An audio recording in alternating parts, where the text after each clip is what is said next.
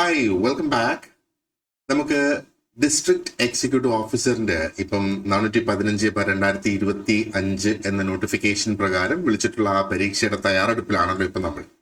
അപ്പം ഇതിന് മുന്നേ എക്സാം നടന്നത് 2018 നമുക്ക് ആ ചോദ്യ പേപ്പർ ഒന്ന് വിശകലനം ചെയ്യാം. പ്രത്യേകിച്ചും നമുക്ക് ഡീറ്റെയിൽഡ് ആയിട്ടുള്ള ഒരു പ്രീവിയസ് സിലബസ് ഇവിടെ അവൈലബിൾ അല്ലാത്ത സാഹചര്യത്തിൽ എന്തൊക്കെയാണ് അതിനകത്ത് വന്ന ചോദ്യങ്ങൾ എന്ന് നമുക്കൊന്ന് നോക്കാം. ഈ വീഡിയോ ചെയ്യുന്നതിന് മുന്നേ ഞാനൊരു വീഡിയോ ചെയ്തിട്ടുണ്ടായിരുന്നു അതിന്റെ സിലബസ് എന്തായിരിക്കും എന്നുള്ളത്. അപ്പൊ അതിനകത്ത് ഇനി അങ്ങോട്ട് വരുന്ന പരീക്ഷയിൽ അതിന്റെ ആ ഒരു ജനറൽ നോളജ് ഉണ്ടാകാം, ഉണ്ടാകാതിരിക്കാം. ബാക്കി 3 പാർട്സിലായിരിക്കാം ഒരു പക്ഷേ എക്സാം കണ്ടക്ട് ആവുക. എന്തായിരുന്നാലും നമുക്ക് ജനറൽ നോളജ് ഇപ്പോ അതിന്റെ ആ ഒരു കൺഫർമേഷൻ വരുന്നിടം വരെ നമുക്ക് ഒഴിച്ചുവിടേണ്ട, അത് നോക്കാം. എന്തായിരുന്നു അന്നത്തെ ആ ഒരു ചോദ്യ പേപ്പർ, എങ്ങനെയായിരുന്നു അതിന്റെ ക്വസ്റ്റ്യൻസ്, ഏതൊക്കെ ടോപ്പിക്സിൽ നിന്ന് അതിന്റെ ക്വസ്റ്റ്യൻസ് വന്നു എന്നൊക്കെയുള്ള ഡീറ്റെയിൽസ് നമുക്ക് നോക്കാം. നമുക്ക് സോഷ്യോളജി റിലേറ്റഡ് ആയിട്ട് ക്വസ്റ്റ്യൻസ് ഉണ്ട്, ലേബർ ലോസ് റിലേറ്റഡ് ആയിട്ട് ഓൾമോസ്റ്റ് അത്രയും തന്നെ ക്വസ്റ്റ്യൻസ് ഉണ്ട്. ഏകദേശം 34-35 ചോദ്യങ്ങൾ ലേബർ ലോസ് റിലേറ്റഡ് ആയിട്ടുണ്ട്, സോഷ്യൽ വർക്ക് റിലേറ്റഡ് ആയിട്ടുള്ള ക്വസ്റ്റ്യൻസ് ഉണ്ട്, and general knowledge current affairs related ആയിട്ട് ഏകദേശം 12 മുതൽ 15 ചോദ്യങ്ങൾ വരെ ഈ ഒരു ചോദ്യ പേപ്പറിലുണ്ട്. അപ്പൊ നമുക്ക് എന്തൊക്കെയായിരുന്നു ഈ ചോദ്യങ്ങളെന്നും അതിന്റെ ഉത്തരങ്ങൾ എന്ന് നമുക്കൊന്ന് നോക്കാം. അതെ, സോ ആദ്യത്തെ ചോദ്യം ഇതായിരുന്നു. ഒരു GK റിലേറ്റഡ് ക്വസ്റ്റ്യൻ ആണ്, അല്ലെങ്കിൽ ഹിസ്റ്ററി റിലേറ്റഡ് ആയിട്ടുള്ള ഒരു ക്വസ്റ്റ്യൻ ആണിത്. Who was the first president of NSS? വളരെ സ്ട്രൈറ്റ് ഫോർവേഡ് ആണ് അതിന്റെ answer. Option B Kelappan is the right answer. Kelappan ആയിരുന്നു അതിന്റെ ആ ഒരു പ്രസിഡന്റ്, അല്ലെ? അപ്പോ നമുക്ക് ഇവിടെ ഈ മന്നത്ത് പത്മനാഭനുമായിട്ട് നമ്മൾ കൺഫ്യൂസ്ഡ് ആയി പോകരുത്. ഇവിടെ option A Mannath Padmanabhan was the founder of NSS. പക്ഷേ അതിന്റെ ആദ്യത്തെ പ്രസിഡന്റ് എന്ന് പറയുന്നത് വാസ് കേളപ്പൻ. ഓക്കെ, അപ്പോ നല്ലൊരു ചോദ്യമാണിത്. കാരണം അതിന്റെ ഓപ്ഷൻസ് വെച്ച് നോക്കുമ്പോഴത്തേക്ക് നമുക്കറിയാം ഇത് ഈസി ആയിട്ട് ഓപ്ഷൻ എയും ഓപ്ഷൻ ബിയും ആയിട്ട് നമുക്ക് കൺഫ്യൂഷൻ വരാനുള്ള ആ ഒരു സാധ്യതയുണ്ട്. സോ ഇതിന്റെ right answer option B Kelappan തന്നെയാണ്. രണ്ടാമത്തെ ചോദ്യം, ഹു ഫൗണ്ടഡ് വിദ്യാപോഷിണി സഭ? ആരാണ് ഇതിന്റെ ഫൗണ്ടർ എന്നുള്ളതാണ് ചോദ്യം. വിദ്യാപോഷിണി സഭ. ഓപ്ഷൻ എ തന്നെയാണ് ഇവിടെയും right answer. Sahodaran Ayyappan is the right answer. Okay, ഈ കുര്യാക്കോസ് ഏലിയാസ് ചാവറയൊക്കെ ഒരുപാട് എന്താ പറയേണ്ടത്, അവരുടെ പേരിലൊക്കെ ഒരുപാട് അധികം കോൺട്രിബ്യൂഷൻസ് ഉണ്ട്. പക്ഷേ വിദ്യാഭൂഷണി സഭയുടെ ആ ഒരു ഫൗണ്ടർ എന്ന് പറയുന്നത് സഹോദരൻ അയ്യപ്പൻ തന്നെയാണ്. റൈറ്റ്, മൂന്നാമത്തെ ചോദ്യത്തിലേക്ക് നമുക്കൊന്ന് കടക്കാം. മൂന്നാമത്തേത്, among the following journalist who was the editor of Kerala Mithram newspaper? ഈ താഴെ കൊടുത്തിരിക്കുന്നത് എല്ലാം ജേർണലിസ്റ്റ് തന്നെയാണ്, പല ജേർണലിസ്റ്റുകളാണ്. അപ്പൊ ഇതിൽ കേരള മിത്രം ന്യൂസ് പേപ്പറിന്റെ എഡിറ്റർ ആരായിരുന്നു എന്നുള്ളതാണ് ചോദ്യം. ഇത് കേരള മിത്രം ന്യൂസ് പേപ്പർ എന്ന് പറയുന്നത് one of the oldest news papers in Malayalam എന്ന് വേണമെങ്കിൽ നമുക്ക് പറയാം. ഓക്കെ, അപ്പം ഓപ്ഷൻ സി ആണ് നമ്മുടെ റൈറ്റ് ആൻസർ. ഇവിടെ കുന്നത്തിൽ വർഗീസ് മാപ്പിളയാണ് ഇതിന്റെ right answer. Question number 4, which among the following persons did not participate in the salt satyagraha along with Gandhiji? അപ്പോ ഈ ഒരു ചോദ്യം അൾട്ടിമേറ്റ്ലി ഈ ഒരു ചോദ്യം ചാലഞ്ച് ചെയ്തു, അത് ഡിലീറ്റ് ചെയ്യപ്പെട്ടു എന്നുള്ള ഫൈനൽ ആൻസർ കീ നോക്കുകയാണെന്നുണ്ടെങ്കിൽ അതിനകത്ത് ഈ ഒരു ചോദ്യം ഡിലീറ്റ് ചെയ്യപ്പെട്ടു എന്നുള്ളതാണ്. അപ്പൊ അതിന് പലതാണ് അതിന്റെ കാരണങ്ങൾ. പല കാരണങ്ങൾ അവിടെയുണ്ട്. ഒരുപക്ഷെ ഇവിടെ ഒരു പ്രിന്റിംഗ് എറർ കൊണ്ടും ആകാം ഈ ഒരു ചോദ്യം ഡിലീറ്റ് ചെയ്യപ്പെട്ടത്. നമുക്ക് എന്തായിരുന്നാലും ഓപ്ഷൻസ് ഓരോന്ന് നമുക്കൊന്ന് നോക്കാം. അപ്പം സി കൃഷ്ണൻ നായർ യെസ് ആണ് അതിന്റെ ആൻസർ. അപ്പൊ ഹു ഡിഡ് നോട്ട് പാർട്ടിസിപ്പേറ്റ് എന്നുള്ളതാണ്. അപ്പൊ ഇതിനകത്ത് 4 പേരിൽ ഒരു വ്യക്തി ആയിരിക്കുമല്ലോ അതിൽ പാർട്ടിസിപ്പേറ്റ് ചെയ്യാതിരുന്നത്. അപ്പം ആ ഒരു ഒറിജിനൽ ലിസ്റ്റില് മഹാത്മാഗാന്ധിയുടെ ആ ഒരു എന്താ പറയേണ്ടത്, സോൾട്ട് സത്യാഗ്രഹ അല്ലെങ്കിൽ ദണ്ഡി മാർച്ച് എന്ന് നമ്മൾ പറയുന്നതിനകത്ത് ഒറിജിനൽ ലിസ്റ്റില് 78 മെമ്പേഴ്സ് ആണ് അതിനകത്ത് ലിസ്റ്റ് ചെയ്യപ്പെട്ടിട്ടുള്ളത്. വളരെ കുറച്ചു പേരേ ഉള്ളൂ കേരളത്തിൽ നിന്ന് പങ്കെടുത്തവര്. അതിനകത്ത് സി കൃഷ്ണൻ നായരുടെ പേരുണ്ട്, ഓപ്ഷൻ എ അങ്ങനെ അതുണ്ട്. അതേപോലെ ശങ്കരൻ എഴുത്തച്ഛൻ, അദ്ദേഹത്തിന്റെ പേരും ആ ഒരു ലിസ്റ്റിലുണ്ട് എന്നുള്ളതാണ്. ഓക്കെ, ഇനി നമ്മൾ ചപ്പൻ നായർ എന്ന് പറഞ്ഞ് ഓപ്ഷൻ സിയിൽ ഇവിടെ കൊടുത്തിരിക്കുന്നത് ഒരു പക്ഷേ അത് തപ്പൻ നായർ എന്ന പേരിന് പകരം വന്നിരിക്കുന്നതാകാം ഈ ചപ്പൻ നായർ എന്ന് പറയുന്നത്. അപ്പൊ ഇവിടെ ഒരു സ്പെല്ലിംഗ് എറർ വന്നിട്ടുണ്ട്. അപ്പൊ പേരില് ആ ഒരു ടി മാറി സി ആയപ്പോഴത്തേക്ക് വളരെ പ്രോമിനന്റ് ആയിട്ടുള്ള ഒരു ചേഞ്ച് അവിടെ വന്നു എന്നുള്ളതാണ്, അല്ലെ? അപ്പോ ഈ ചപ്പൻ നായർ എന്നുള്ള ഒരു പേര് ആ ഒരു ലിസ്റ്റിൽ ഇല്ല എന്നുള്ളതും നമ്മളൊന്ന് മനസ്സിലാക്കുക. അതേപോലെ അപ്പോ ഇത് ഒരു പ്രോബബ്ലി യെസ് എന്ന് വേണമെങ്കിൽ നമുക്ക് പറയാം, പക്ഷേ ഇവിടെ ഒരു സ്പെല്ലിംഗ് എറർ ഉണ്ട്.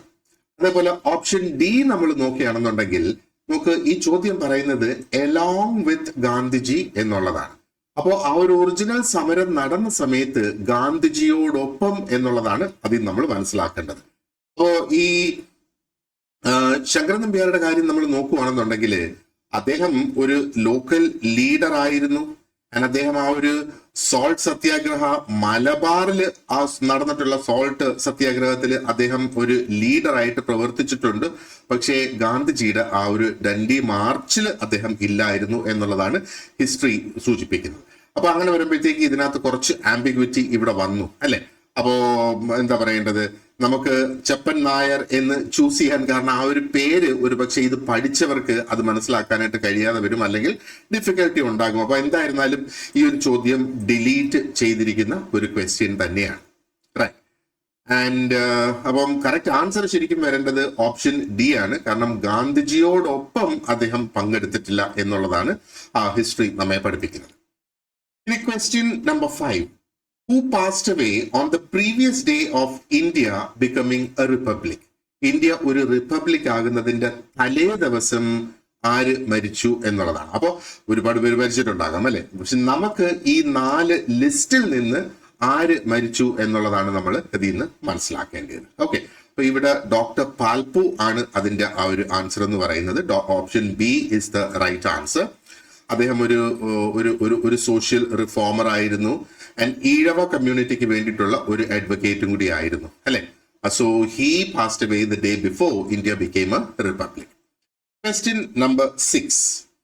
In which all Kerala political conference passed an important resolution urging temple entry? ഏതൊക്കെ പൊളിറ്റിക്കൽ കോൺഫറൻസിൽ, ഏതൊക്കെ ഓൾ കേരള ഇൻ വിച്ച് അല്ല ഇങ്ങനെയാണ് നമ്മൾ ഇത് വായിക്കേണ്ടത്. In which all Kerala political conference passed an important resolution urging temple entry. Temple entry ആവശ്യമെന്ന് പറഞ്ഞ് ഏത് കേരള പൊളിറ്റിക്കൽ കോൺഫറൻസിലാണ് എന്താ പറയേണ്ടത് ഒരു റെസൊല്യൂഷൻ പാസ്സാക്കിയത് എന്നാണ് അവിടെ ചോദ്യം. ഇത് ഒരുപാട് തവണ ഇപ്പോഴും ഈ ചോദ്യം ചോദിച്ച് വരുന്നതായിട്ട് നമുക്ക് കാണാം. ഇതിന്റെ ആൻസർ ഓപ്ഷൻ സി വടകരയാണ്. All Kerala political conference held at Vadagara was very important in urging temple entry rights എന്നുള്ളത്. അപ്പൊ അവര് ടെമ്പിൾ എൻട്രി, ക്ഷേത്ര പ്രവേശനം അല്ലെ, ആ ഒരു മൂവ്മെന്റിന് വളരെയധികം ആധാരമായത് വടകരയിൽ നടന്ന ആ ഒരു ഓൾ കേരള പൊളിറ്റിക്കൽ കോൺഫറൻസ് ആണ്. Right. Number 7. Sukanya Samriddhi Yojana was launched in which year? ഏത് വർഷത്തിലാണ് ഈ സുകന്യ സമൃദ്ധി യോജന ലോഞ്ച് ചെയ്തത്? And the answer is option A. 2015 ഇത് ലോഞ്ച് ചെയ്തിട്ടുള്ളത് അല്ലെ. ഇത് എന്താ പറയേണ്ടത്, പെൺകുട്ടിക്കുള്ള ആ ഒരു സ്കീമാണ്. ജനുവരി 2015 it was brought under Beti Bachao Beti Padhao campaign. Beti Bachao Beti Padhao, പെൺകുട്ടിയെ രക്ഷിക്കൂ, പെൺകുട്ടിയെ പഠിപ്പിക്കൂ എന്ന് പറയുന്ന ആ ഒരു ക്യാമ്പയിന്റെ ഭാഗമായിട്ടാണ് സുകന്യ സമൃദ്ധി യോജന 2015 ജനുവരിയിൽ ലോഞ്ച് ചെയ്തത്. 8ാമത്തെ ചോദ്യം വളരെ സ്ട്രൈറ്റ് ഫോർവേഡ് ആണ്. 2017 മിസ് വേൾഡ് ആരായിരുന്നു എന്നുള്ളതാണ് ഈ ഒരു ചോദ്യം. ഓക്കെ, അപ്പോ ഈ ഒരു ചോദ്യത്തിന് വളരെ പ്രസക്തിയുണ്ട്. കാരണം 2017 എന്താ പറയേണ്ടത്, ഒരു ഇന്ത്യക്കാരിയാണ് മിസ് വേൾഡ് കരസ്ഥമാക്കിയത്. ഓക്കെ, 17 വർഷത്തിന് ശേഷമാണ് ഈ ഒരു ടൈറ്റിൽ വീണ്ടും ഇന്ത്യയിലേക്ക് വരുന്നത്. ബാക്കിയുള്ള എല്ലാവരും, അതായത് നമ്മുടെ കറക്റ്റ് ആൻസർ ഇവിടെ ഓപ്ഷൻ ബി ആണ്. മാനുഷി ചില്ലാർ ആണ് അതിന്റെ റൈറ്റ് ആൻസർ. ഇതിൽ പറയുന്ന ബാക്കിയുള്ളവരും മിസ് വേൾഡ് വിന്നേഴ്സ് തന്നെയാണ്. പക്ഷെ അവരെല്ലാവരും Stephanie Dewald, റോളിൻ Straus and Miriya ലലാഗുണ, ഇവരെല്ലാവരും മിസ് വേൾഡ് വിന്നേഴ്സ് തന്നെയാണ്. പക്ഷെ അവരൊക്കെ 2017 മുന്നേ ഉള്ള വിന്നേഴ്സ് എന്നുള്ളതാണ് നമ്മൾ മനസ്സിലാക്കേണ്ടത്. Question number 9. Who is the recipient of Jnanpith award 2017? Jnanpith എന്നാണ് അത് ശരിക്കും ഇംഗ്ലീഷിൽ എഴുതി നമ്മൾ വരുമ്പോഴത്തേക്ക്. ഇപ്പൊ ജ്ഞാനപീഠം ആണ് ഉദ്ദേശിക്കുന്നത് 2017. Option D Krishna Sobti is the right answer ഇവിടെ എന്നുള്ള ഒരു ഹിന്ദി ഫിക്ഷൻ റൈറ്റർ ആണ് അദ്ദേഹം. ആൻഡ് എന്താ പറയേണ്ടത്, ഇന്ത്യൻ ലിറ്ററേച്ചറിൽ അദ്ദേഹത്തിന്റെ കോൺട്രിബ്യൂഷൻസിന് കൊടുത്തിട്ടുള്ള ആ ഒരു എന്താ പറയേണ്ടത് ഒരു അവാർഡാണ് ഈ ഒരു ജ്ഞാനപീഠ അവാർഡ്. ഇവിടെ ഒരു കാര്യം ശ്രദ്ധിച്ചോ, 2018 ഈ ഒരു പരീക്ഷ നടന്നു. 2018 നടന്ന പരീക്ഷ, ഇതിനകത്ത് വന്നേക്കുന്ന ജനറൽ നോളജ് ക്വസ്റ്റ്യൻസ് കണ്ടോ, 2017 നടന്ന ഇൻസിഡൻസ് ആണ് ഇതിനകത്ത് ശരിക്കും ഇവിടെ ഉപയോഗിച്ചേക്കുന്നത്. എന്നാൽ 2017, 2016 നടന്ന ഇൻസിഡൻസും നമുക്കിവിടെ കാണാം എന്നുള്ളതാണ് അല്ലെ. അപ്പോ അടുത്ത ചോദ്യം നമുക്കൊന്ന് നോക്കാം. 12th G Summit was held in. അപ്പം 12ാമത് G Summit എവിടെയാണ് നടന്നത് എന്നുള്ളതാണ് ചോദ്യം. ആൻഡ് നമ്മുടെ റൈറ്റ് ആൻസർ എന്ന് പറയുന്നത് ഓപ്ഷൻ എ, ജർമ്മനിയാണ് നമ്മുടെ റൈറ്റ് ആൻസർ. 12ാമത്തെ ആ ഒരു G Summit ശരിക്കും ഹാംബർഗ്, ജർമ്മനിയിൽ വെച്ചത് നടന്നു. And that was also in July 2017. നോക്കപ്പോ ജൂലൈ 2017 3 ഇമ്പോർട്ടന്റ് ആയിട്ടുള്ള ഇവന്റ്സ് ആക്ച്വലി നമ്മുടെ ഈ ഒരു ചോദ്യ പേപ്പറിൽ വന്നതായിട്ട് നമുക്ക് കാണാം അല്ലെ. അപ്പൊ ഇതിനകത്ത് മറ്റ് options, China 2016 G20 summit host ചെയ്തത്. അതേപോലെ എന്താ പറയേണ്ടത്, ആ ഒരു ടർക്കി ഹോസ്റ്റ് ചെയ്തത് 13ാമത് 2018 ടർക്കി അവിടെ അർജന്റീന ഹോസ്റ്റ് ചെയ്തത് 2018. ആൻഡ് എന്താ പറയേണ്ടത്, ടർക്കി 2015 ഈ ഒരു സമ്മിറ്റ് ഹോസ്റ്റ് ചെയ്തത്. Okay, now going on to question 11. The book Social Diagnosis. Social diagnosis എന്ന് പറയുന്ന ബുക്കിന്റെ ഓഥർ ആരായിരുന്നു എന്നുള്ളതാണ് ഇവിടെ ഈ ഒരു ചോദ്യം. നമുക്ക് കാണാം, ഇപ്പൊ ക്വസ്റ്റ്യന്റെ ആ ഒരു ഷിഫ്റ്റ് വരുന്നത് നമുക്ക് കാണാം അല്ലെ. ആദ്യത്തെ 10 ചോദ്യം നമുക്ക് ആ ഒരു ജനറൽ നോളജ് റിലേറ്റഡ് ആയിട്ട് തന്നെ വന്നെങ്കിൽ, സോഷ്യൽ ഡയഗ്നോസിസ് എന്ന് പറഞ്ഞ ഒരു കോൺസെപ്റ്റിലേക്ക് എത്തുമ്പം ഇതിനെ വേണമെങ്കിൽ നമുക്ക് ജനറൽ നോളജ് ക്വസ്റ്റ്യൻ എന്ന് തന്നെ വേണമെങ്കിൽ പറയാം. എന്നാൽ ഇത് സോഷ്യൽ വർക്കുമായിട്ടും ബന്ധപ്പെട്ട് കിടക്കുന്ന ഒരു ചോദ്യവും കൂടിയാണ് അല്ലെ. അപ്പോ ഈ ഒരു സോഷ്യൽ ഡയഗ്നോസിസ് എന്ന് പറയുന്ന ബുക്കിന്റെ author was Mary Richmond. Option B, Mary Richmond ആണ് ഈ ഒരു ബുക്ക് എഴുതിയത്. ആൻഡ് ഇത് 1917 അവർ ഈ ഒരു ബുക്ക് പബ്ലിഷ് ചെയ്തത്.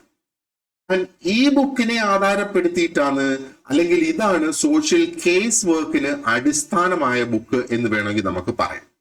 അപ്പൊ ബാക്കിയുള്ള വ്യക്തികള് നമ്മള് പേൾമെൻ നോക്കിയാലും, റോബർട്ട് ലീ ബാക്കർ നോക്കിയാലും, വെർജീനിയ റോബിൻസൺ നോക്കിയിരുന്നാലും ഇവരൊക്കെ സോഷ്യൽ വർക്കുമായിട്ട് ബന്ധപ്പെട്ട് കിടക്കുന്ന വ്യക്തികൾ തന്നെയാണ്. പക്ഷെ അവരാരുമല്ല ഈ ഒരു ബുക്ക് എഴുതിയത്. അത് സോഷ്യൽ ഡയഗ്നോസിസ്, ഓർത്തു വെച്ചോളുക. സോഷ്യൽ കേസ് വർക്കിന് ആധാരമായത് ഈ ഒരു ബുക്കിൽ അവർ വിവരിച്ചിട്ടുള്ള സംഗതികൾ തന്നെയാണ്.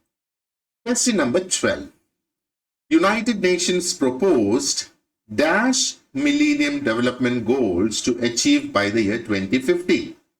ഓക്കെ, അപ്പോ എന്താ പറയേണ്ടത്, എത്ര മില്ലേനിയം ഗോൾസ് ആണ് യുണൈറ്റഡ് നേഷൻസ് പ്രൊപ്പോസ് ചെയ്തത് നമ്മൾ അച്ചീവ് ചെയ്യേണ്ടതായിട്ട്. അപ്പൊ ഇത് ഇവിടെ നോക്കുമ്പോഴത്തേക്ക് നമുക്ക് കാണാം, എന്താ പറയേണ്ടത്, ഒരു പക്ഷേ അതും ഒരു ജനറൽ നോളജ്, ജനറൽ ആയിട്ട് റിലേറ്റ് ചെയ്ത് വരുന്ന ഒരു ക്വസ്റ്റ്യൻ എന്ന് വേണമെങ്കിൽ നമുക്ക് കാണാം.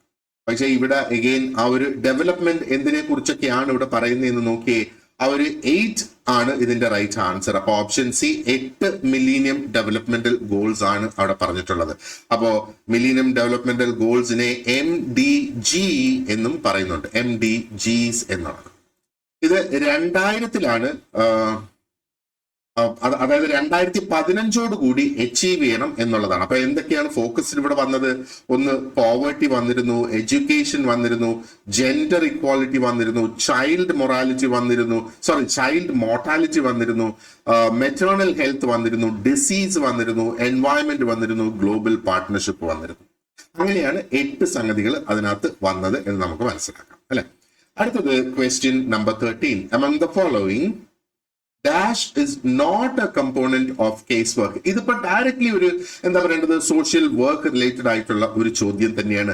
അതും സോഷ്യൽ കേസ് വർക്കിനെ റിലേറ്റ് ചെയ്തിട്ടുള്ള ആ ഒരു ചോദ്യം. അപ്പൊ നമുക്ക് ഉറപ്പിക്കാം, സോഷ്യൽ കേസ് വർക്കും അതുമായിട്ട് ബന്ധപ്പെട്ടുള്ള തിയറീസും പ്രാക്ടീസും ആപ്ലിക്കേഷൻസും ഒക്കെ നമുക്ക് പഠിക്കേണ്ട ഒരു ടോപ്പിക്കായിട്ട് തന്നെ നമുക്ക് ഇവിടെ കാണാം അല്ലെ.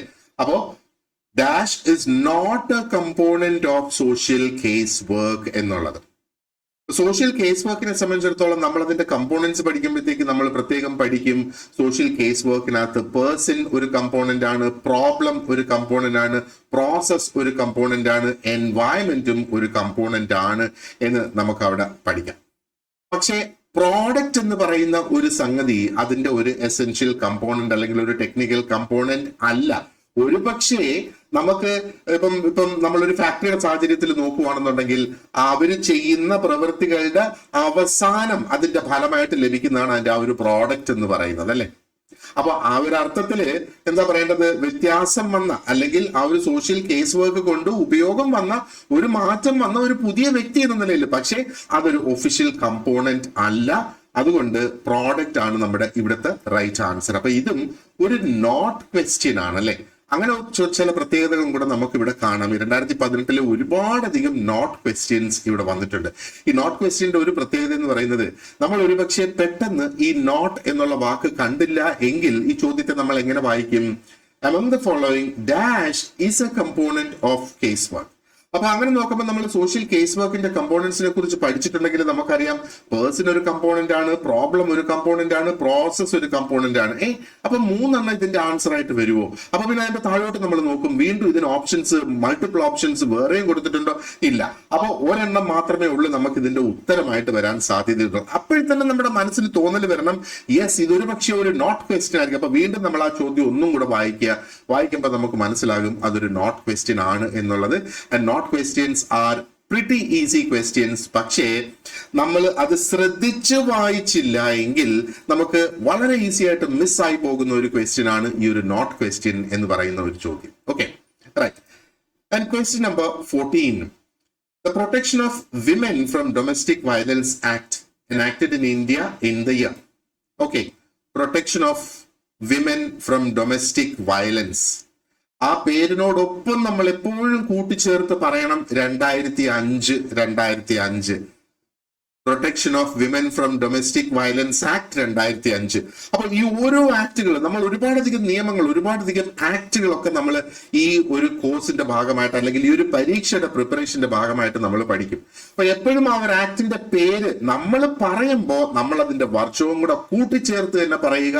കാരണം നോക്ക്, ഇത് 2005 എന്ന് കൃത്യമായിട്ട് നമുക്ക് കിട്ടുകയാണെങ്കിൽ ഇവിടെ വളരെ ഈസി ആയിട്ട് നമുക്ക് 1 മാർക്ക് സ്കോർ ചെയ്യാനായിട്ട് കഴിയുന്നു എന്നുള്ളതാണ്, അല്ലെ? അപ്പൊ ഈ ഒരു ആക്ട് പാസ്സായത് 2005 അത് ഇൻ എഫക്റ്റ് ആയത് ഒക്ടോബർ 2006 ഓക്കെ, അപ്പൊ പാസ്സായത് 2005 ആൻഡ് നമ്മുടെ ആൻസർ കീ പ്രകാരം റൈറ്റ് ആൻസർ 2005 ആണ് കൊടുത്തിട്ടുള്ളത്. അപ്പൊ ഈ ചോദ്യത്തിൽ നിന്ന് നമ്മൾ മനസ്സിലാക്കേണ്ടത് അത് ഏത് വർഷം അത് പാസ്സായി എന്നുള്ളത്, മറ്റത് അത് ഏത് വർഷം പ്രാബല്യത്തിൽ വന്നു എന്ന്. അപ്പൊ എനാക്ട് എന്നുള്ള പേര് മാറ്റിയിട്ട് എൻഫോഴ്സ്ഡ് എന്ന് പറഞ്ഞ് വരുവാണ് എങ്കിൽ ശരിക്കും നമുക്ക്, അല്ലെങ്കിൽ അങ്ങനെയുള്ള എന്തെങ്കിലും വാക്കുകൾ വരികയാണെങ്കിൽ, ഇപ്പം എനാക്റ്റഡ് എന്ന് പറഞ്ഞാൽ അത് ഏത് വർഷം പാസ്സായി എന്നാണ് നമ്മൾ മനസ്സിലാക്കേണ്ടത്. ആൻഡ് അത് എപ്പോഴാണ് എഫക്റ്റിൽ വന്നത്, പ്രാബല്യത്തിൽ വന്നത്, when did it come into effect അല്ലെങ്കിൽ when did it come into force എന്നൊക്കെ ചോദ്യം വരുവാണെന്നുണ്ടെങ്കിൽ അത് ശരിക്കും എഫക്റ്റിൽ വന്ന ആ ഒരു വർഷം, അത് ഈ ഒരു ബില്ലിനെ സംബന്ധിച്ചിടത്തോളം 2006 ആണ്. അപ്പൊ ഇവിടെ ഈ വാക്ക് നമ്മൾ പ്രത്യേകം ഓർത്തു വെച്ചോളുക. എനാക്റ്റഡ് എന്നാണെങ്കിൽ അത് പാസ്സായ സമയം ആണ് ചോദിക്കുന്നത്.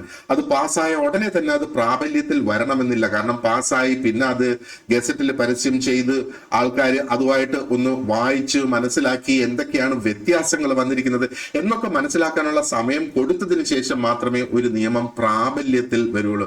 ആ ഒരു ഡിഫറൻസ് ഇവിടെ ഉള്ളത് നമ്മൾ എപ്പോഴും മനസ്സിൽ വെച്ചോളൂ. ഓക്കെ, ഇനി അടുത്തത് question number 15.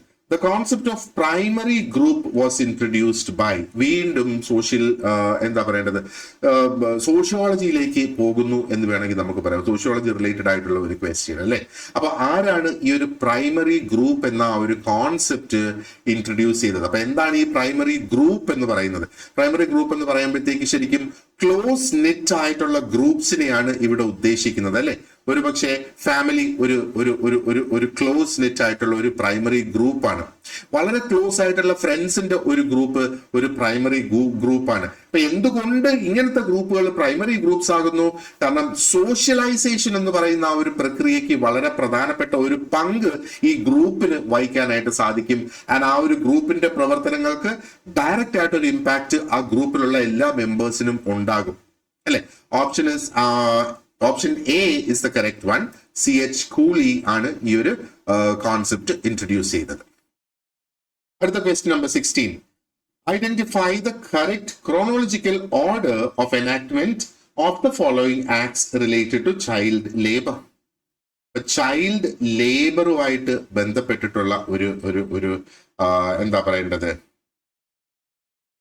enactment of the following acts related to child ലേബറുമായിട്ട് ബന്ധപ്പെട്ടിട്ടുള്ള ആക്ടുകളാണ് ഇവിടെ ഉള്ളത്. ഒന്ന് ഫാക്ടറീസ് ആക്ട് ഉണ്ട്, right of children to free and compulsory education act ഉണ്ട്, child labour prohibition and regulation act ഉണ്ട്, മൈൻസ് ആക്ട് ഉണ്ട്.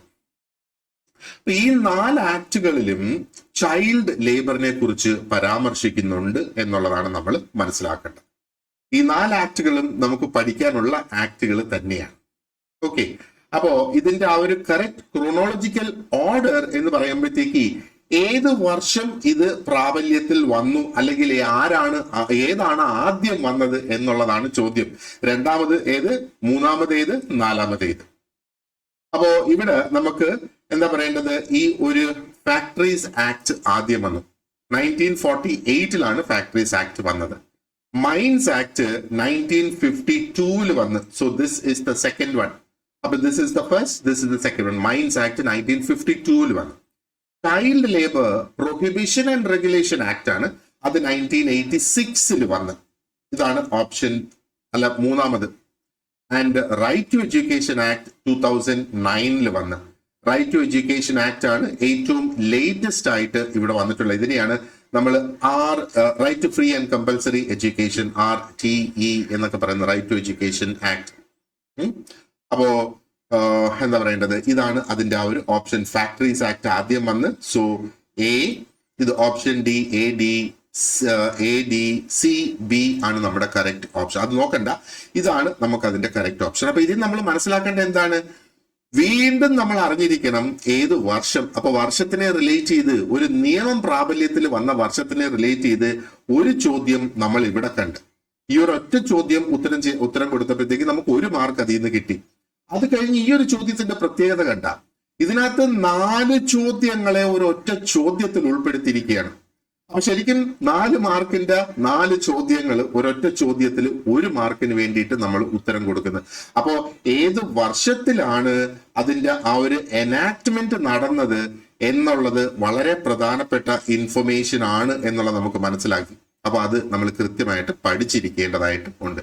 ഇത് ജനറൽ നോളജിന്റെ ഭാഗമായിട്ട് വരുന്ന ചോദ്യങ്ങളല്ല, സോഷ്യൽ വർക്കും സോഷ്യോളജിയുടെയും ഭാഗമായിട്ട് അല്ല. ഇവിടെ നമുക്ക് 4ാമത്തെ സെക്ഷൻ തന്നെ നിയമങ്ങളാണ്, ലോസ് ആണ് നമുക്ക് പഠിക്കാനുള്ളത്. ആ ലോസ് റിലേറ്റഡ് ആയിട്ടുള്ള എന്താ പറയേണ്ടത് ഒരു ക്വസ്റ്റ്യൻ ആയിട്ട് തന്നെ നമുക്ക് ഇതിനെ കാണാം. Question number 17. Okay, folkways and mores. ഇപ്പൊ നമുക്കിത് കേൾക്കുമ്പോൾ തന്നെ അറിയാം സോഷ്യോളജി റിലേറ്റഡ് ആയിട്ടുള്ള ഒരു ക്വസ്റ്റ്യൻ തന്നെയാണ് ഇവിടെ വന്നിട്ടുള്ളത്.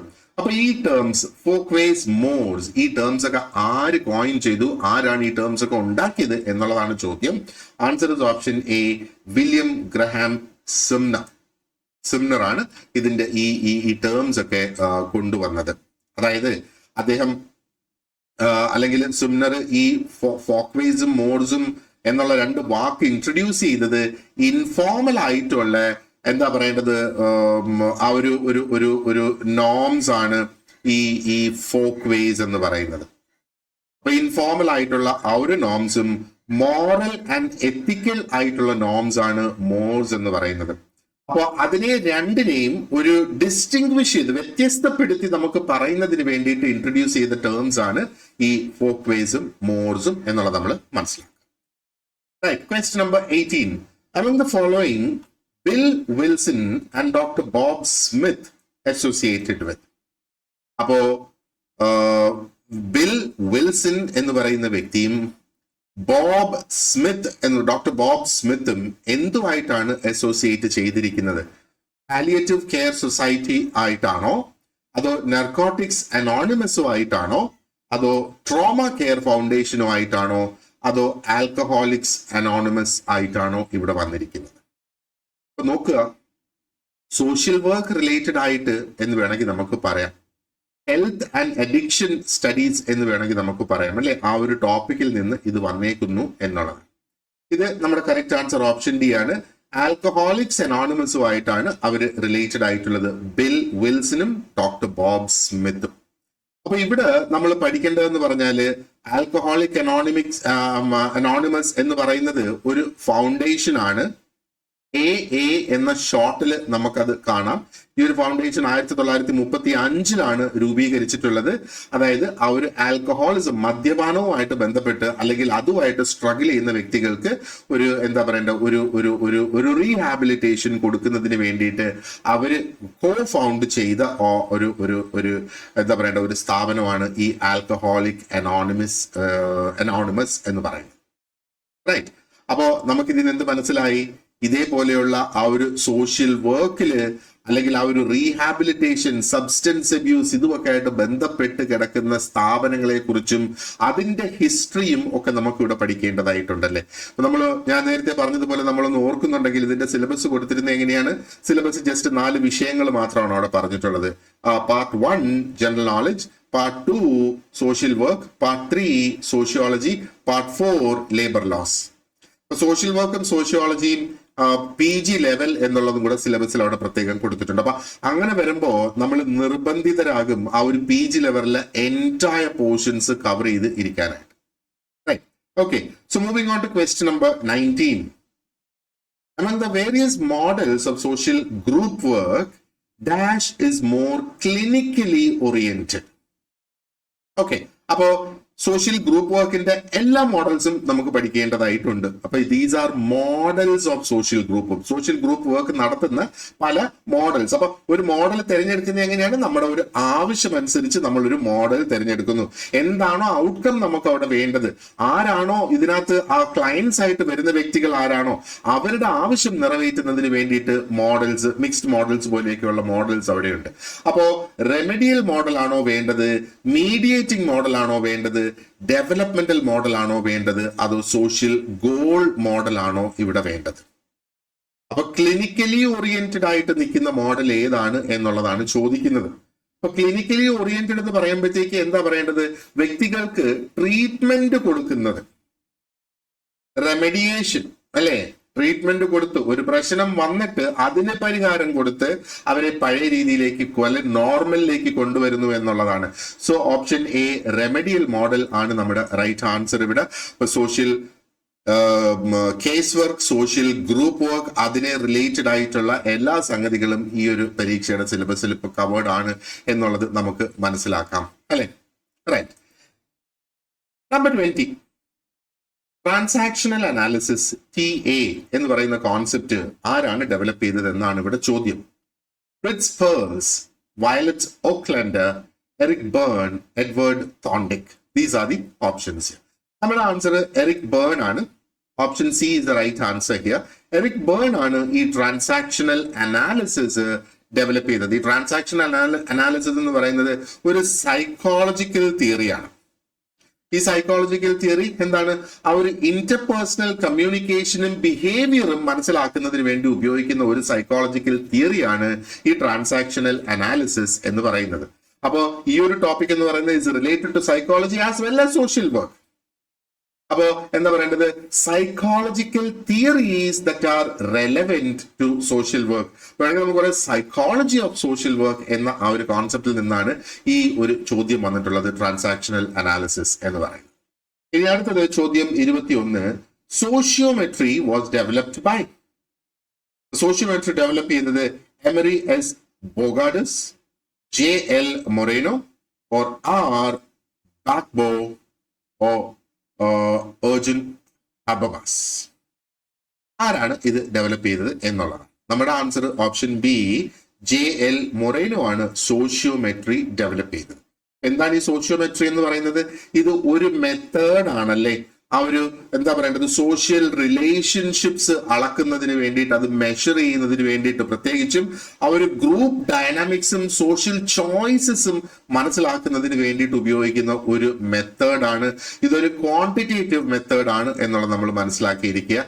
വീണ്ടും എന്താ പറയേണ്ടത് സോഷ്യോളജി അല്ലെങ്കിൽ സോഷ്യൽ സൈക്കോളജി റിലേറ്റഡ് ആയിട്ട് ഇത് വരുന്നത്. സോഷ്യോളജി റിലേറ്റഡ് ആയിട്ട് തന്നെയാണ് ഈ ഒരു ടോപ്പിക്കിന്റെ ഒരു ക്വസ്റ്റ്യൻ ഇവിടെ വന്നിട്ടുള്ളത്. ഇനി number 22, the process by which the behavior is modified by reinforcement or punishment is called. വളരെ പ്രോമിനന്റ് ആയിട്ടുള്ള ഒരു തിയറി തന്നെയാണ് ഇതല്ലേ. വളരെ പ്രോമിനന്റ് ആയിട്ടുള്ള സോഷ്യൽ വർക്ക് ഇൻവോൾവ്ഡ് ആയിട്ടുള്ള എല്ലാ പരീക്ഷയ്ക്കും എന്താ പറയേണ്ടത് ഇതിൽ നിന്ന് ടച്ച് അപ്പോൺ ചെയ്ത് ഒരു ചോദ്യം നമുക്ക് പ്രതീക്ഷിക്കാം.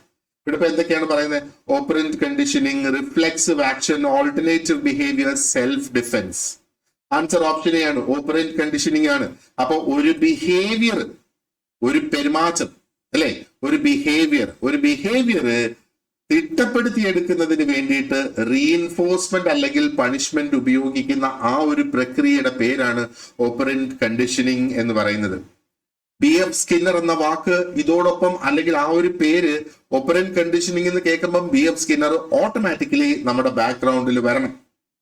അപ്പോ അദ്ദേഹം പറഞ്ഞ് ലേണിംഗ് ത്രൂ കോൺസിക്വൻസസ് എന്നുള്ളതാണ്. ഇതൊരു ലേണിംഗ് തിയറിയാണ് അല്ലെ. ലേണിംഗ് ത്രൂ കോൺസിക്വൻസസ്, നമ്മൾ ചെയ്യുന്ന ഒരു പ്രവൃത്തിയുടെ പ്രത്യാഘാതത്തിലൂടെ നമ്മൾ പഠിക്കുന്നു എന്നുള്ളതാണ്. അപ്പോ റീഇൻഫോഴ്സ്മെന്റ് എന്ന് പറയുമ്പോഴത്തേക്ക് അതിനെ നമ്മൾ ഊട്ടി ഉറപ്പിക്കുമ്പോഴത്തേക്ക് എന്താണ്, ആ ഒരു ബിഹേവിയർ നമുക്ക് മെച്ചപ്പെടുത്തി കൊണ്ടുവരാം.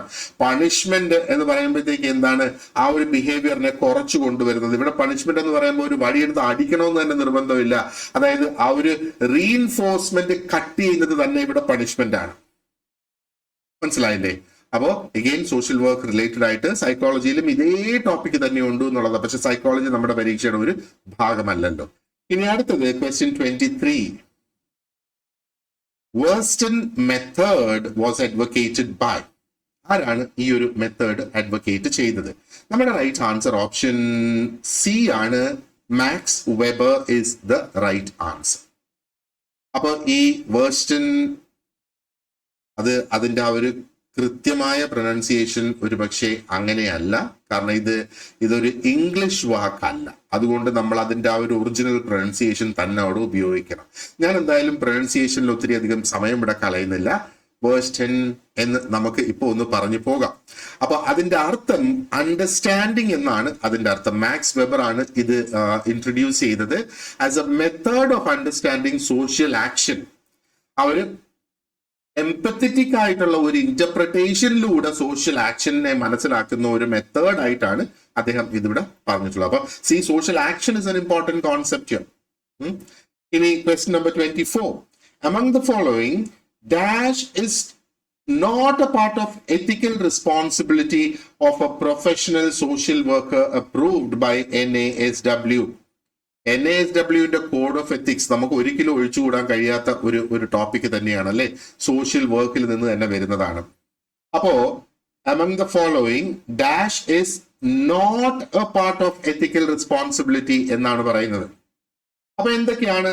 നമുക്കറിയാം കുറെ അധികം എത്തിക്കൽ റെസ്പോൺസിബിലിറ്റീസ് അവിടെയുണ്ട്. അതിലൊന്ന് എത്തിക്കൽ റെസ്പോൺസിബിലിറ്റി ടു ക്ലയന്റ്. യെസ്, അത് ഉള്ളതാണ്, അത് വേണം. പക്ഷെ ഇവിടെ വേണ്ടാത്ത എന്നാണ് ചോദ്യം. എത്തിക്കൽ റെസ്പോൺസിബിലിറ്റി ടു പ്രൊഫഷൻ തീർച്ചയായിട്ടും വേണം. എത്തിക്കൽ റെസ്പോൺസിബിലിറ്റി ടു ബ്രോഡർ സൊസൈറ്റി, സമൂഹത്തിന്റെ അടുത്തുള്ള ആ ഒരു റെസ്പോൺസിബിലിറ്റി ഉറപ്പായിട്ടും വേണം. ഇത്രയും നോക്കുമ്പോഴത്തേക്ക് തന്നെ നമുക്കറിയാം ഇനി ഓപ്ഷൻ ഡി തന്നെയാണ് ഇതിന്റെ കറക്റ്റ് ഉത്തരമായിട്ട് വരിക. എത്തിക്കൽ റെസ്പോൺസിബിലിറ്റി ടു റിലീജിയസ് ഓർഡേഴ്സും എന്താ പറയേണ്ടത് സോഷ്യൽ ആ ഒരു പ്രൊഫഷണൽ സോഷ്യൽ വർക്കുമായിട്ട് യാതൊരു ബന്ധവും ഇല്ല എന്നുള്ളത് നമ്മൾ മനസ്സിലാക്കുക. അതിന്റെ ആവശ്യം അവിടെ ഇല്ല എന്നുള്ളതാണ്. So option D is not an ethical responsibility of a professional social worker approved by NASW. അപ്പൊ NASW കോഡ് ഓഫ് എത്തിക്സ് എന്നാണ് നമ്മൾ അതിനെ പഠിക്കുന്നത് അല്ലെ. ഇനി അടുത്തത് question number 25. The concept of cultural lag, jet lag എന്നൊക്കെ നമ്മൾ കേട്ടിട്ടുണ്ട് അല്ലെ. അപ്പൊ ഈ കൾച്ചറൽ ലാഗ് എന്നുള്ള കോൺസെപ്റ്റ് പ്രൊപ്പോസ് ചെയ്തത് ആരാണ്? മാലനോസ്കി ആണോ, ടൈലർ ആണോ, റാഡ്ക്ലിഫ് ബ്രൗൺ ആണോ, ഒബേൺ ആണോ? അങ്ങനെ 4 ഓപ്ഷൻസ് നമുക്ക് ഇവിടെയുണ്ട്. The answer is option D, WF ഓക്ബേൺ ആണ് നമ്മുടെ ഇതിന്റെ കറക്റ്റ് ആൻസർ ഇവിടെ. അപ്പൊ കൾച്ചറൽ ലാഗ് എന്ന് പറയുന്നത് എന്താണ്? ലാഗ് എന്ന് പറയുമ്പോഴത്തേക്ക് എപ്പോഴും അത് ഒരു കാലതാമസം അല്ലെങ്കിൽ ഒരു പീരിയഡ് ഓഫ് ഡിലേ എന്ന് വേണമെങ്കിൽ നമുക്ക് പറയാം. അപ്പൊ കൾച്ചറൽ ലാഗ് എന്ന് പറയുമ്പോഴത്തേക്ക് the delay in cultural adjustments. അപ്പൊ കൾച്ചറലി അഡ്ജസ്റ്റ്മെന്റ്സ് വേണ്ടി വരുന്ന എപ്പോഴൊക്കെയാണ്? പുതിയ ടെക്നോളജികൾ വരുന്നതിന്റെ ഭാഗമായിട്ട് ഒരുപക്ഷെ കൾച്ചറൽ അഡ്ജസ്റ്റ്മെന്റ്സ് നമുക്ക് വേണ്ടി വരും. മൊബൈൽ ഫോൺ വന്നപ്പോഴത്തേക്ക് നമുക്ക് കൾച്ചറൽ അഡ്ജസ്റ്റ്മെന്റ് വേണ്ടി വന്നോ വേണ്ടി വന്നില്ലേ? നിങ്ങളിൽ എത്ര പേർക്ക് ഒരു ലാൻഡ് ഫോൺ ഉണ്ടായിരുന്നു വീട്ടിൽ ഈ മൊബൈൽ ഫോൺസ് വരുന്നതിന് മുന്നേ? ആ ലാൻഡ് ഫോൺ ഉള്ള സമയത്ത് നമ്മുടെ അയൽവക്കത്തൊരു ലാൻഡ് ഫോൺ ഇല്ലെങ്കിലും അവരും നമ്മുടെ ലാൻഡ് ഫോൺ നമ്പർ ഉപയോഗിക്കുമായിരുന്നു. വളരെയധികം അഭിമാനത്തോടെ നമ്മളത് സമ്മതിച്ചിരുന്ന ഒരു കാലഘട്ടം അല്ലേ? ആ ലാൻഡ് ഫോൺ മറ്റുള്ളവരെ കൂടെ ഉപയോഗിക്കാനായിട്ട്, നമ്മുടെ ലാൻഡ് ഫോൺ ആണ് പക്ഷെ മറ്റുള്ളവർക്കും അത് ഉപയോഗിക്കാം. അന്ന് നമ്മുടെ കൾച്ചർ അത് അനുവദിച്ചിരുന്നു. ഇന്നിപ്പോ പറയുന്നത് എന്താണ്? മൊബൈൽ ഫോൺ മറ്റൊരു വ്യക്തിക്ക് ഉപയോഗിക്കാൻ പോലും കൊടുക്കരുതെന്നാണ് പറയുന്നത് അല്ലെ? ലാൻഡ് ഫോണിനെ കുറിച്ച് അങ്ങനെ പറഞ്ഞിട്ടില്ലായിരുന്നല്ലേ? അപ്പൊ അതിന്റെ ആ ഒരു അഡ്ജസ്റ്റ്മെന്റിന് വേണ്ടിയിട്ട്, അപ്പൊ നമ്മുടെ ആ ഒരു കൾച്ചർ മാറുന്നതിന് വേണ്ടിയിട്ട് എടുക്കുന്ന ആ ഒരു ടൈം പീരിയഡിനെയാണ് കൾച്ചറൽ ലാഗ്. അപ്പൊ ഇവിടെ പ്രത്യേകിച്ച് നമ്മുടെ സ്വഭാവങ്ങൾ, നമ്മുടെ കൾച്ചർ, നമ്മൾ ഫോളോ ചെയ്ത് വരുന്ന ചില നോംസ് നമ്മുടെ കൾച്ചറിന്റെ അടിസ്ഥാനത്തിലുള്ളത്, അത് പുതിയ ടെക്നോളജി കൊണ്ട് മാറുന്നു. അപ്പൊ സമൂഹത്തിൽ ഉണ്ടാകേണ്ട ആ ഒരു അഡ്ജസ്റ്റ്മെന്റിനെ കുറിച്ചാണ് ഇവിടെ ഈ പറയുന്നത്. ഓക്കെ, സോ ഇപ്പൊ നമ്മൾ കണ്ട് നമുക്ക് സോഷ്യൽ വർക്കിൽ നിന്നുള്ള ചോദ്യങ്ങൾ, സോഷ്യോളജിയിൽ നിന്നുള്ള ചോദ്യങ്ങൾ, ജനറൽ നോളജിൽ നിന്നുള്ള ചോദ്യങ്ങൾ, നിയമത്തിനെ റിലേറ്റ് ചെയ്തുള്ള ചോദ്യങ്ങൾ നമ്മൾ ഇവിടെ കണ്ട്. ആദ്യത്തെ 25 നോക്കിയപ്പോ തന്നെ അതിൽ 4 ഏരിയയിൽ നിന്ന് മിക്സ്ഡ് ആയിട്ടുള്ള ക്വസ്റ്റ്യൻസ് നമ്മൾ കണ്ട് അല്ലെ? അപ്പൊ ഇതിന്റെ ബാക്കി ഞാൻ സെക്കൻഡ് പാർട്ടിൽ ചെയ്യാം. So let me wind up this lesson now. അപ്പോ I would also like to let you know, നമ്മൾ ഇതിന്റെ പ്രിപ്പറേഷൻ ക്ലാസ്സസ് നമ്മൾ സ്റ്റാർട്ട് ചെയ്തിട്ടുണ്ട്. അപ്പൊ ഈ കോഴ്സിൽ ജോയിൻ ചെയ്യാൻ ആഗ്രഹിക്കുന്നവരെ എന്നെ പേഴ്സണലായിട്ട് കോൺടാക്ട് ചെയ്തോളുക. എന്നെ കോൺടാക്ട് ചെയ്യാനുള്ള ഡീറ്റെയിൽസും നമ്മുടെ ഒരു വാട്സ്ആപ്പ് സ്റ്റഡി ഗ്രൂപ്പിന്റെ ജോയിൻ ചെയ്യാനുള്ള ലിങ്കും ഒക്കെ ഞാൻ ഈ വീഡിയോയുടെ ഡിസ്ക്രിപ്ഷൻ ബോക്സിൽ കൊടുത്തിട്ടുണ്ടാകും. So once again, thank you very much for watching this lesson and you have an excellent day ahead. Wish you all the best. Thank you.